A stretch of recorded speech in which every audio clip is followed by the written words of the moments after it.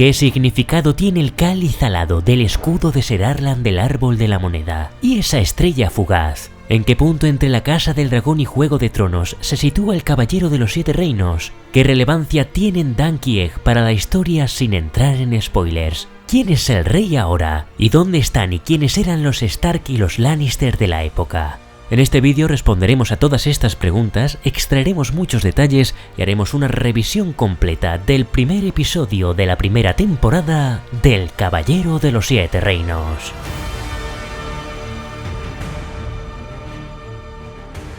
La serie llega justo en un momento en el que el universo de Juego de Tronos necesita imperativamente un balón de oxígeno, y lo hace ofreciendo un giro a la franquicia que deja de lado las masivas intrigas de Juego de Tronos o la tragedia griega de la Casa del Dragón, que tanto dentro como fuera de la pantalla no viven su mejor momento. Lejos de todo eso, nos traen una historia más humilde y optimista, una pequeña aventura dentro de los grandes acontecimientos de estos 7 reinos que tanto nos gustan. Este nuevo spin-off de Juego de Tronos está basado en el relato El Caballero Errante, el primero de 3 relatos publicados hasta la fecha que narran las aventuras del caballero Ser Duncan el Alto y su peculiar escudero, Egg. HBO ya ha renovado la serie para una segunda temporada que comienza a rodarse en mayo de este año, con previsión de estrenarla el año que viene, y teniendo en cuenta que no habrá dragones, ni grandes batallas, ni se necesita un elenco tan grande, ni tantos escenarios como Juego de Tronos o la Casa del Dragón, el coste de la producción se ha reducido considerablemente y por tanto resulta bastante improbable que no tengamos también una tercera. Mientras que el escritor George R.R. Martin ya ha dicho que pese a que su prioridad sigue siendo escribir Vientos de Invierno, paralelamente ya está escribiendo algo sobre Dunk y Egg, lo que abre la puerta a que este spin-off pueda expandirse en el futuro. En cualquier caso, lo que tenemos seguro por ahora es esta primera temporada de tan solo 6 episodios, con media hora de duración aproximada cada uno, siendo el primero de 42 minutos el más largo de todos. Toda esta sencillez de la que hacen gala las cifras y la historia la dejan clara los creadores de la serie con la cabecera de la misma, que cuando parece que va a empezar la épica intro de sus hermanas mayores, se corta de manera abrupta para retratar el origen humilde de su protagonista. Alguien que por primera vez no es un noble, sino un caballero errante nacido en el barrio más miserable del reino, y que solo busca sobrevivir de la manera más honrada posible, llevando el ideal de caballería de defender al inocente hasta las últimas consecuencias, y que, sin quererlo ni pretenderlo, se verá envuelto en las complicadas intrigas de príncipes y señores. De principio a fin, este capítulo es la mejor adaptación que podríamos desear, con un ritmo pausado pero con un guión fresco y aderezado con los ingeniosos diálogos del material original. El casting es impecable, especialmente con sus 2 protagonistas, nuestro Dunk, interpretado por Peter Claffey, y muy particularmente Egg, interpretado por el joven actor Dexter Sol Ansel. El carisma de estos personajes es el alma de estas historias y con este debut de temporada todo parece indicar que han dado en el clavo con ambos. Mención de honor para mi tocayo, Daniel Lynch, como Lionel Baratheon, del cual hablaremos después. En general han dado más metraje, diálogos y presencia a buena parte de los personajes secundarios originales y han añadido algunos nuevos que funcionan tan bien como el resto. Eso sí, si bien no se espera que aparezcan personajes de Juego de Tronos, porque estamos muy atrás en el tiempo, no estamos tan atrás como para que no se produzca algún cameo en esta u otras temporadas. Y esto nos lleva a la siguiente cuestión: ¿en qué punto entre la Casa del Dragón y Juego de Tronos se sitúa el Caballero de los Siete Reinos? Pues han pasado exactamente 80 años desde que concluyera el reinado de Viserys I, y estamos a 89 años de que dé comienzo el Juego de Tronos. Quien reina en Poniente ahora es el rey Daeron II de la casa Targaryen, al que apodaban Daeron el Bueno, tataranieto de Viserys y tatarabuelo del Rey Loco, el padre de Daenerys.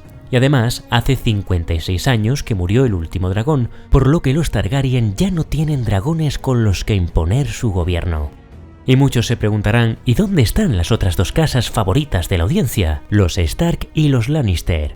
Pues si nos guiamos por los libros, en el norte no tenemos claro si quien gobierna es un hijo o un nieto de Lord Cregan Stark, al cual vimos en la Casa del Dragón, y no lo sabemos porque los Stark sencillamente no aparecen en este relato de Dunk y Egg, aunque sí se espera que tengan presencia en su 4ª o 5ª aventura. Un relato corto del cual el escritor ya tiene la trama, pero que aún no ha publicado. En ese relato, que tendría lugar unos pocos años más tarde de los acontecimientos de esta temporada, el señor de Invernalia era Lord Baron Stark, este sí, nieto de Cregan y tatarabuelo de nuestro querido Ned. A quien sí podríamos ver fugazmente es al señor de Roca Casterly, Lord Daemon Lannister, conocido como el León Gris, bisabuelo de Lord Tywin. Este es uno de los que viajan a Vado Ceniza, y con él van todos los señores de las tierras del oeste con la intención de participar en el torneo. De hecho, cuando Dunk llega al campamento, podemos ver ya su pabellón carmesí engalanado con los leones. Eso sí, de nuevo, al igual que los Stark, los Lannister no tienen relevancia en esta historia y su presencia será casi anecdótica. Leones y lobos aparte, quienes sí tienen importancia y mucha aquí son de nuevo los dragones, o mejor dicho los Targaryen, pero como aún no se nos han presentado formalmente, ampliaremos más información sobre el contexto político y sobre estos personajes cuando lleguen a Vado Ceniza en el siguiente episodio. Por ahora solo diremos que nos encontramos en un periodo de relativa paz en el reino, pero es una paz que ha costado conseguir tras la última guerra civil, la primera rebelión Fuego Oscuro, acaecida hace algo más de una década. Tras esa rebelión, muchas casas nobles que eligieron el bando Fuego Oscuro, el bando de los vencidos, perdieron tierras y títulos y aún guardan rencor a los Targaryen por esos agravios. De tal modo que, a falta de dragones, los Targaryen tienen que dejarse ver a menudo por todos los rincones del reino, a veces yendo a torneos como este, para ganarse el favor del pueblo y los señores. Si queréis ampliar más información sobre el contexto político previo, ya tenéis en el canal crónicas de el rey Aegon IV, el rey Daeron II y la primera rebelión Fuego Oscuro, así como la historia completa de Ser Duncan el Alto, nuestro caballero de los 7 reinos. Porque Dunk es un caballero, ¿no? Si no, ¿por qué iba a llamarse así los libros y la serie? Pues tal y como nos tiene acostumbrados el escritor George R.R. Martin, nadie es lo que parece, y por supuesto nadie podría representar mejor el ideal de caballería que alguien que no sea un caballero, y si no que se lo digan a Brienne de Tarth. Porque cuando analizamos la escena de apertura, nos damos cuenta que, en realidad, Dunk no ha sido nombrado caballero. En esa escena que abre el capítulo nos encontramos con nuestro protagonista bajo una intensa lluvia, esas mismas aguas que con el frío se han llevado por delante al viejo Ser Arlan del Árbol de la Moneda, el caballero al que servía como escudero. Si realmente hubiera sido nombrado caballero por Ser Arlan antes de morir, no se habría planteado vender los caballos o buscar trabajo como soldado en la guardia de alguna ciudad, sino que directamente se habría planteado poner su espada al servicio de algún señor o habría partido a Vado Ceniza sin dilación. En cambio, estos son los caminos que se habría planteado alguien como lo que realmente es él, un escudero. Pero en cuanto empuña la espada de Ser Arlan, se le ocurre una idea. ¿Y si fuera caballero? Entonces suena la fanfarria de Juego de Tronos al tiempo que crece esta idea, pero aterrado por la ocurrencia, se le suelta el vientre y es en esta escatológica escena cuando decide lo que definitivamente va a hacer. Tal y como le dice más tarde a Plummer, el mayordomo de Vado Ceniza fue nombrado caballero y el único testigo del nombramiento fue un petirrojo. Y esto, amigas y amigos, es toda una declaración de intenciones de la serie, un auténtico caballero de corazón que en realidad no tiene título, y cuyo nombramiento se muestra como lo que realmente es un nombramiento, un zurullo, una pantomima, un rango social que muchos utilizan como escudo para robar, agredir, abusar y extorsionar a otros. Bien lo sabía Sandor Clegane, cuyo hermano La Montaña era un caballero y hacía lo que hacía, y otros como Brienne de Tarth, que no era caballero, representaba perfectamente el ideal de caballería. Y de esto va precisamente esta serie, de que lo importante no es el título, sino tus actos. Y con esa premisa partimos junto a Dunk y las 3 monturas de Ser Arlan, Trueno, Tostada y Paso Quedo. Con él se ha llevado también el desgastado escudo de Ser Arlan, un cáliz alado sobre un campo leonado, con ese cáliz como símbolo de dedicación y sacrificio, como es la de los caballeros, las alas en representación de su calidad de caballero errante y ese fondo marrón que nos recuerda al barro, la tierra, en definitiva, su origen humilde. En la siguiente escena llegamos a la posada, donde tenemos el esperado primer encuentro entre Dunk y Egg. Nuestro aspirante a caballero no lo sabe aún, pero lo que necesita no es dinero ni título, en realidad lo que necesita es un escudero, pero sobre todo alguien que saque lo mejor de él. Y ese no será otro que Egg, un chico astuto con una insolencia dulce y cargada de carisma que irrita a la par que encandila a Dunk. Además, tal y como vemos al final del episodio, parece tener las aptitudes necesarias para ser escudero, pues no solo se las ha ingeniado para llegar hasta el torneo, sino que sabe pescar, cocinar, lavar la ropa o cepillar los caballos. Y lo más importante, los dioses han bendecido este encuentro de una manera que ni ellos, ni nadie en los 7 reinos puede ni siquiera imaginar. Pero en este capítulo nos han dado un signo de ello, el cometa. Y es que la última vez que vimos un cometa en Juego de Tronos fue precisamente tras el resurgir de los dragones, y este tipo de símbolos, como bien saben los espectadores, si bien están sujetos a muchas interpretaciones, no cabe duda de que están conectados con el destino y la gran historia que hay detrás del telón, la que de verdad importa. Y así como algún poder místico desconocido quiso que Aegon el Conquistador soñara con reunir los 7 reinos para protegerlos de la gran amenaza que llegaría 300 años más tarde, ese mismo poder, o la suerte, como dicen Dank y Egg, ha reunido a estos dos personajes tan diferentes con un propósito, un papel que cumplir en la historia de los 7 reinos. En general, en muchos medios esta serie se presenta como una época de Poniente en la que no hay magia, pero eso no es del todo así, sino que más bien está casi extinta, y la poca que aparece lo hace de manera muy sutil. Tan sutil que casi pasa inadvertida y la encontramos en los lugares donde menos cabría esperar, como esta estrella fugaz o en el interior de esta posada, en la que nos encontramos a un borracho vestido con buenos ropajes que nos deja un enigma. He soñado con vos. ¿Quién es este misterioso beodo que paga con dragones de oro? ¿Y por qué ha reaccionado así?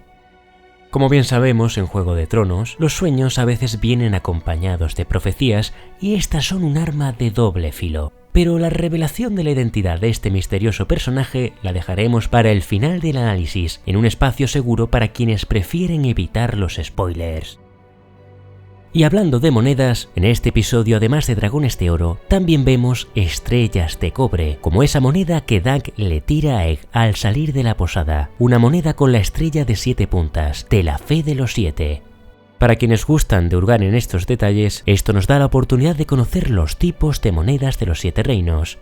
La más importante son los dragones de oro, que tienen por una cara el dragón tricéfalo de la casa Targaryen y por otro la cara del rey, que en este caso sería Daeron II. Por debajo de los dragones de oro estarían las monedas de plata, que son 2 lunas y venados de plata. Y por último tenemos las de cobre, que ordenadas de mayor a menor serían las estrellas, los granos, medio granos, los peniques y los medio peniques. En la serie, esta moneda con la estrella de 7 puntas hace la función de penique, la más insignificante de todas, y es la misma que Ser Arlan del árbol de la moneda llevaba en el pomo de su espada, de nuevo recordando que está en el escalón más bajo de los caballeros. En la escena siguiente finalmente llegamos a Vado Ceniza, un asentamiento situado en las tierras del dominio, donde se halla el corazón de la caballería. En el relato original, Ashford, Vado Ceniza, es descrito como un castillo pequeño, con 3 torres principales redondas que conforman un triángulo. El castillo elegido para el rodaje fue el Castillo de Mayra, que también sirvió como localización del Castillo de los Bolton de Fuerte Terror, en Juego de Tronos, mientras que el precioso prado, donde tendrán lugar las justas y donde se sitúa el campamento, es la finca del Castillo de Glenarm, ambos situados en Irlanda. Por aquí y por allá iremos viendo en muchos sitios el blasón de los Ashford, un sol blanco con un chevrón sobre campo naranja, pues el lema de esta casa es «Nuestro sol brilla con fuerza». A Lord Ashford no lo vemos todavía, pero sí a su mayordomo, Plummer.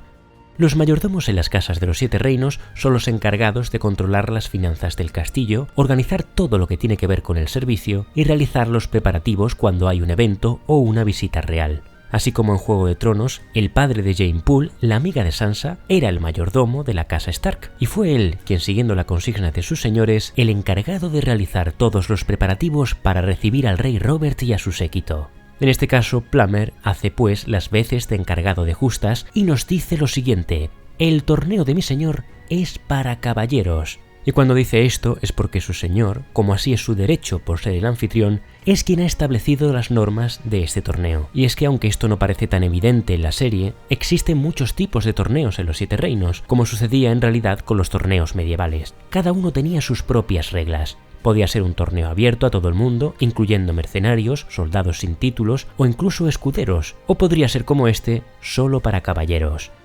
También lo sabía que incluían justas, campeonato de arqueros, Kentain o combates cuerpo a cuerpo que podían ser individuales, por parejas o incluso en grupos enormes que luchaban entre sí hasta que un solo campeón quedaba en pie. Así, por ejemplo, el torneo de Robert Baratheon, en honor a la mano del rey Ned Stark, permitía participar a guerreros no armados caballeros, como era el caso del Perro, mientras que en torneos como el de Renly Baratheon, en las novelas en realidad no era un combate cuerpo a cuerpo entre dos, sino una melee con un montón de luchadores, en la que solo quedó en pie Brienne de Tarth. Es en el dominio donde además las reglas de los torneos son las más estrictas de los 7 reinos, y como es habitual en este tipo de juegos, Plummer, apiadándose de Dunk, le recuerda que cuando se produce un combate o una justa, el que pierde tiene que entregarle su armadura y su caballo al vencedor, o en su defecto tener dinero para pagar el equivalente. De modo que Dunk, si participa, tiene que ganar al menos el primer combate si no se quiere ver en la ruina.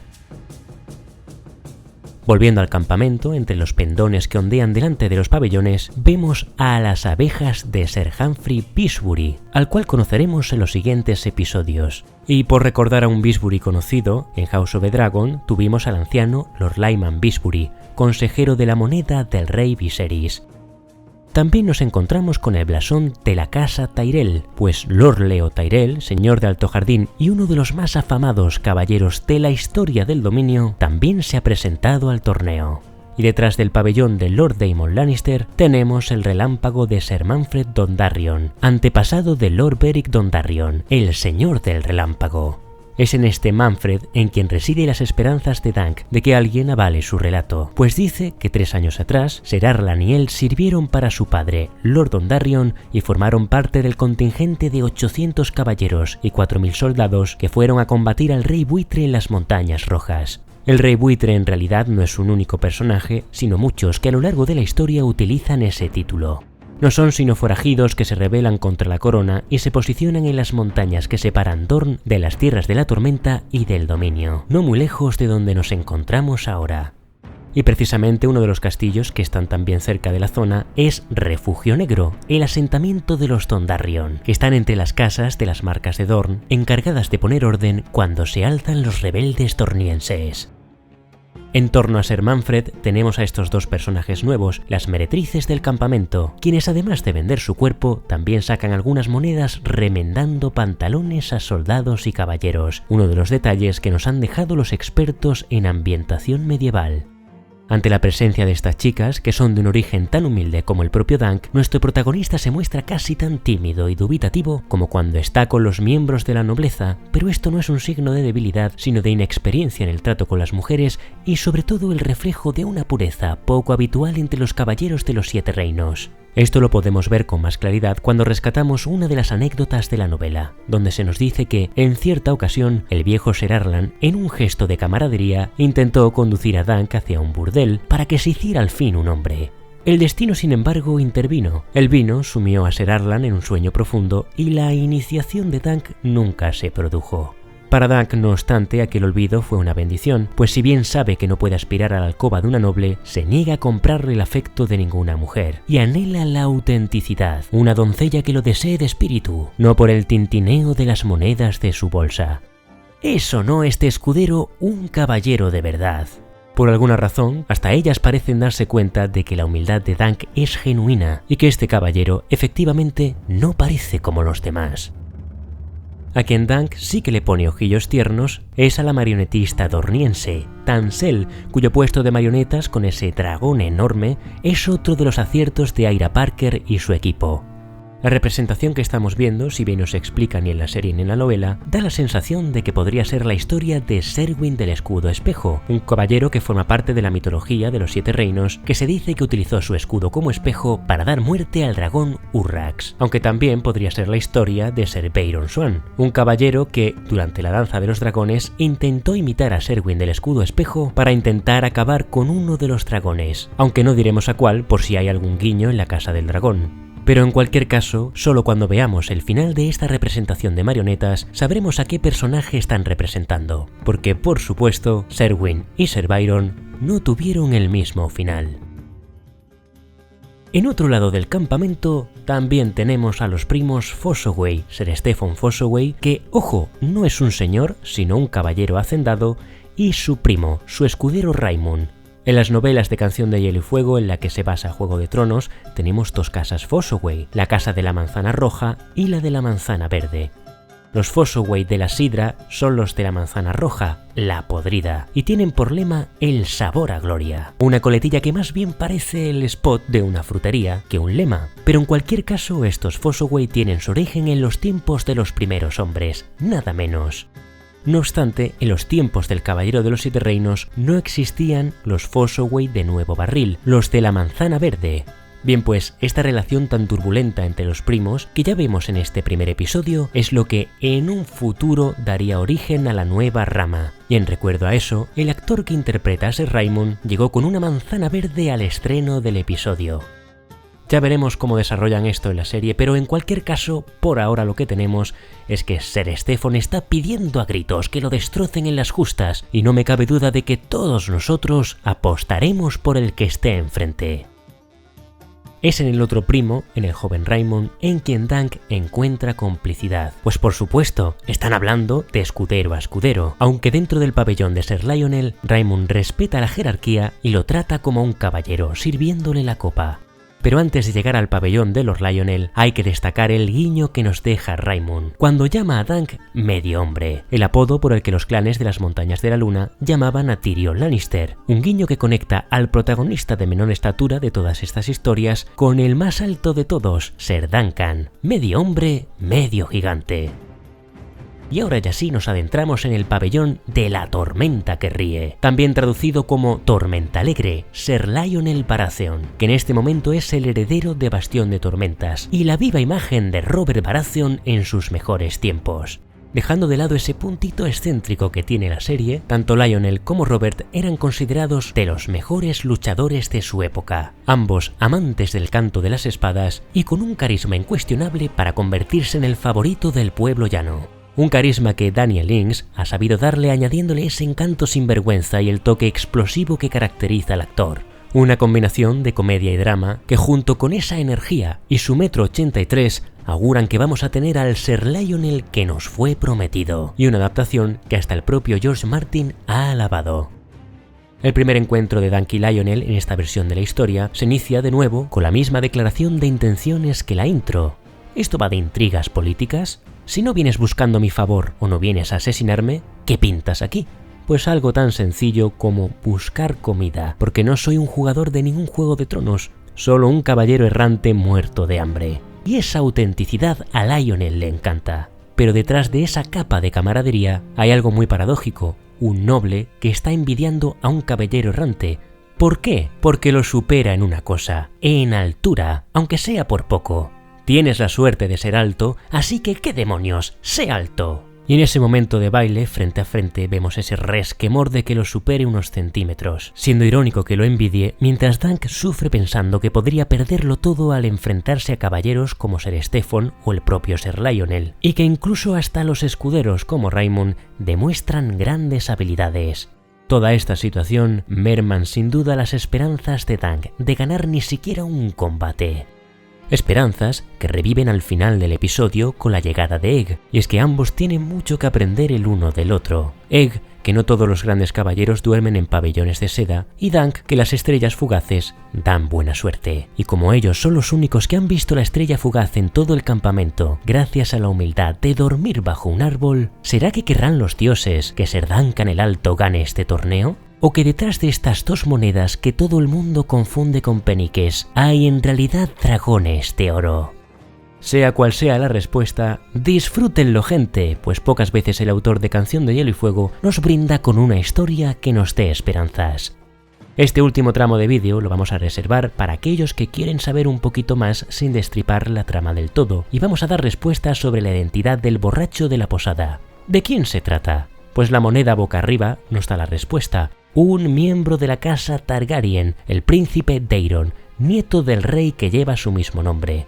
Pero a este Daeron no lo llaman el bueno, como su abuelo, sino Daeron el borracho. Un borracho que dice que ha soñado con Dunk, y sabiendo que los sueños de dragón que algunos Targaryen tienen son en realidad un don de ver el futuro, que uno de estos príncipes le diga a Dunk que le ha visto en sus sueños, solo dan ganas de gritarle a nuestro caballero que se monte en el caballo y cabalgue tan lejos como pueda en dirección opuesta al torneo. Pero no. Vamos a mantener el optimismo junto a Ser Duncan el Alto y con él continuaremos semana tras semana, porque sabemos que del destino de los sueños de dragón no se escapa nadie. Y con esto concluimos el análisis de esta semana. Inicio brillante del Caballero de los Siete Reinos, que si bien posiblemente no congregue a la gran cantidad de espectadores que prefieren un Juego de Tronos, sin duda es un soplo de aire fresco para la franquicia. Ya sabéis que si queréis ampliar información tenéis una lista de reproducción con todos los vídeos relacionados con el Caballero de los Siete Reinos. Gracias por apoyar estos vídeos con un buen like y suscríbete para estar al día con toda la información del mundo de Hielo y Fuego.